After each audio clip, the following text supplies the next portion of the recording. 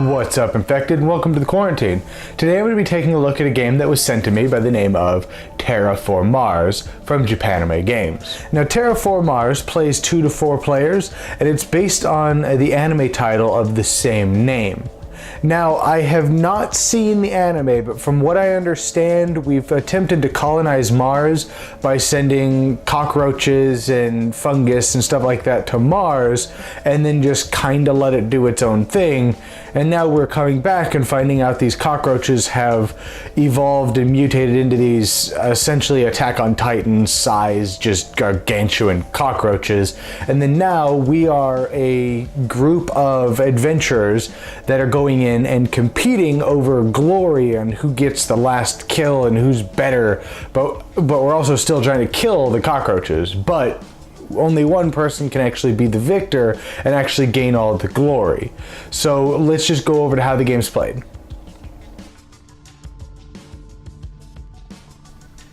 In a game of Terra Formars, the players are attempting to kill the giant cockroaches that are roaming the surface of Mars. In order to do this, they're going to take the 6 dice and roll them on their turn, and then proceed to spend all of the actions that are on them. The varying actions consist of fists, which do damage to the cockroach that they would be on. You have stars that can be used to purchase new cards by paying the amount of stars that would be in the upper left-hand corner, or potentially using an ability that may be on a character card.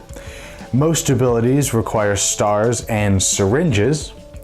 The other thing you can use syringes for is if you have 3 syringes, you can use those and roll the special die, which has better symbols on it.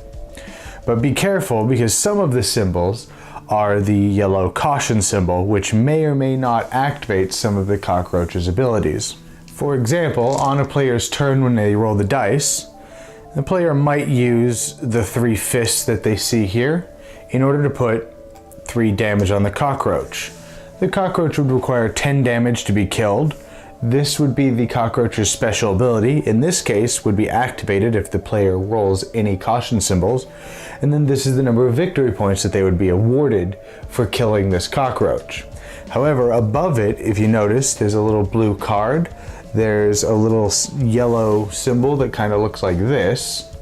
And there are 2 stars. Now, what would happen if I were to deal the final blow to this cockroach? I would gain 4 victory points by gaining this here. This would go in front of me to gain these victory points. However, 1 victory point, 1 support card, and 2 blue stars would have to be divvied out between the other players, and it's my decision how that's done. So this can be used to spark maybe some kind of a deal, or maybe allow somebody to catch up. In our previous example, I already spent the 3 fists on these cards. I do, however, still have 1, 2, 3, 4 blue stars available. So I could purchase her and add her to my starting hand of cards to then be able to be used at a later time. Once you purchase a card, you would then refill that slot. If you still had stars and could potentially purchase him, you could also purchase him, continuing to do the same thing. If during this roll I had rolled 1 more syringe, I could spend those 3 syringes and roll this super green die here, and it would allow me to have more things to do. Throughout the course of the game, when you're purchasing cards from the support deck, you may come across just normal people that you can add to your decks or to your hand of cards that you can then use to perform really neat abilities or really mean backstab maneuvers. Maybe you get half animal people that maybe add a special die or also have some take that abilities.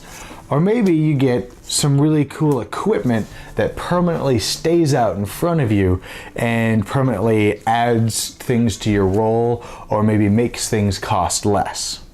As stated earlier, once you kill a roach, the spoils have to be divvied up between every other player that was on this card. So if you're the only person that's on that card when it's dead, then the spoils are lost. But if everybody winds up being on that card, then this 1 victory point and these 2 free damage have to be divided amongst the other 2 players that did not strike the final blow. This is going to continue until you kill a cockroach and have to refill a cockroach from the deck, and there are none left. At that point, whoever has the most victory points in their pool is declared the winner. Alright, Terra Formars. Well, when this was sent to me, and the first game I played, I noticed it kind of felt like another game that I really like, and I couldn't quite put my finger on it. And after the second and third game, I realized the game feels like a Cutthroat Caverns light, essentially. If you take Cutthroat Caverns and throw dice into it, that's kind of what this game feels like. Now, doesn't share a whole lot with Cutthroat Caverns, but that's just kind of the vibe you're gonna get from it, because you all kind of have to work together because the cockroaches have to be killed. However, only one person actually gets the victory points for killing said cockroaches. However, that's kind of where the similarities end. Because where Cutthroat Caverns is real tense and it's fun and you're worried that somebody's going to screw you over, you don't quite have that with Terra Formars. So where the game is 100% dice based, and you get all of the symbols you've rolled, it becomes less of a strategy game where you roll and then have to figure out, okay, what am I going to do? How am I going to spend these?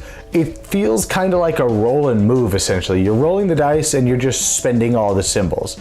So there's not really, the only decision making is, do I activate this ability with these stars in the syringe, or do I just buy this card? And that's really where the majority of the decision making comes from. Which brings me to another point, where this game, if you notice during the overview, there's quite a lot of symbols on the bottom of the card, and there's plenty of room that text could have very easily been put on the cards to let you know what these cards do, but instead you get this. I don't know if that shows up very well, but you get this, which isn't helpful at all to try to figure out what these symbols do. So you're constantly having to refer to the rule book over and over and over again, which really delays the game and slows it down, because some of the symbols are fairly intuitive. You see a card and it shows a little arrow on it like this, and then maybe it shows a -1 and then a star. So you're like, okay, I can tap this card to get -1 star when I do this. Okay, cool. But then some of them make absolutely no sense when you're looking at it going, wait, what? And that's how most of the abilities and how most of the cards in general are. But then when you look at the cards, there's plenty of room on there that they could have pushed this up a little bit and added some text down here. That would have fixed that issue completely. And then when you take a look at the cockroaches, the big baddie of the game, when you look at something like the Attack on Titan deck builder, the Titans are threatening and they're there and you have to deal with them. Whereas these, like, they're just kind of minor inconveniences. Sometimes they take away dice, but most of the time they don't. If it takes you 5 turns to kill him, it's not really that big of a deal. You're just kind of slowly losing victory points. But that's about it. You're not really, they're not a threat. It's not pressing. You're never stressing out like, oh God, I've got to get this guy killed this turn. Unless you get one of these guys that have this little symbol here. And even then, a lot of the time, they're not really that threatening, because they're really not. They never attack back, which would have honestly fixed everything. If the cockroaches hit you back after hitting them, if they were still alive, then okay, it'd be a little, it would work like Cutthroat Caverns. At the end of every round, the enemy you're fighting punches back. And so you want to kill him quickly, but you want to be the one that hits that killing blow. With this, you don't have that tension, so that combined with it's just 100% luck based, you're just rolling dice, you're really just hoping you get fists and just trying to nuke these guys, and there's not a lot of strategy behind it. And then lastly, when you look at the cockroaches, they don't even look threatening. Like, take Attack on Titan. They look fairly menacing. I'm trying to find some of the other ones here. There's like this. they look fairly menacing in Attack on Titan. Whereas these, honestly, the first thing that popped in my head when I first saw these was, boit. Yeah, that old sound effect you hear from like the old Pinky and the Brain cartoons and stuff like that. And they don't look threatening at all. They're not threatening in terms of game mechanics. They don't hit back. They don't do anything. So there's no tension to the game. The game just boils down to roll dice, spend all your symbols, pass. The one bit of strategy to the game, however, is these support cards that you can get throughout the game. Now, when you get them, you can sit on them and they just stay in your hand, and you can sit there and carefully watch people as they roll dice and so on and so forth. And you can play cards at any time. So if you're about to kill you were able to move over to my cockroach and you're able to strike the killing blow, and I was gonna try to do that on my turn, I can maybe go, yeah, you just get one less attack to your roll. So now they're one short. They didn't quite get it. And that's where the take that comes from, is from these cards. They can be really brutal and really cutthroat. All right. Overall, I cannot recommend Terra Formars. Now, before I continue any further, I was really on the fence whether or not I was not going to recommend it, or whether I was gonna, I don't know. Because, you know, a lot of you guys may know, I basically have a don't recommend, I don't know, and recommend. Those are my three. I don't do an arbitrary number or whatnot. Those are my three. Yes, no, and I don't know. I just gave you the information. You make your decision. It's basically what it is.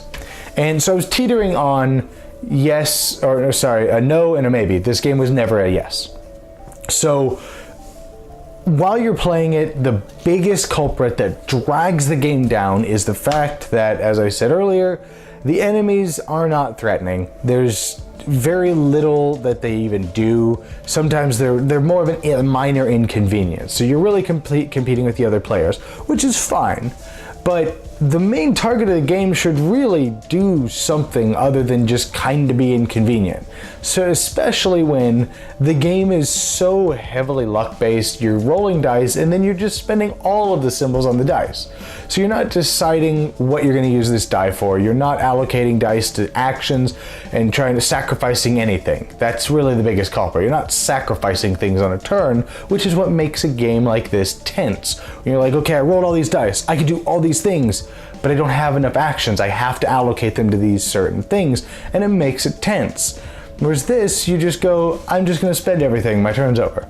The real only decision making is what you're going to buy, and then when you buy it, what you're going to play.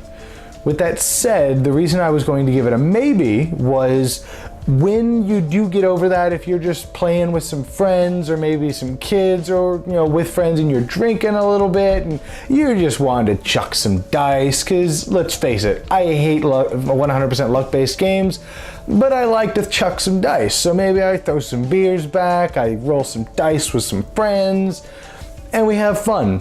But then I flip over a support card and it's got some weird symbols on it, and I go, wait, what does that do? And I gotta continuously look at this stupid rule book and figure out what they do, even though there's plenty of room on that card to put text of what that card does. No, I have to break from the little bit of fun that I'm finally having with the game to constantly look at this rule book and figure out what every single one of these cards do. There's a handful of them that you can look at and they kind of make sense. You're like, ah, okay, yeah, no problem. Now, that is what brought it back down to a no, I cannot recommend it. After a few games, will I have to consult this rulebook? Probably not. But I don't really want to play this game a few more times, so I don't have to learn, you know, look at this rule book, because it just doesn't execute it well. There's a lot of games that do what this game does and does it better. Again, previously mentioned Cutthroat Caverns, which I have over there. It does that, the same system here, with no dice and better. So my final verdict, I cannot recommend Terra Formars at all. Anyways, I hope you liked the video, and I'll see you guys next time in the Quarantine.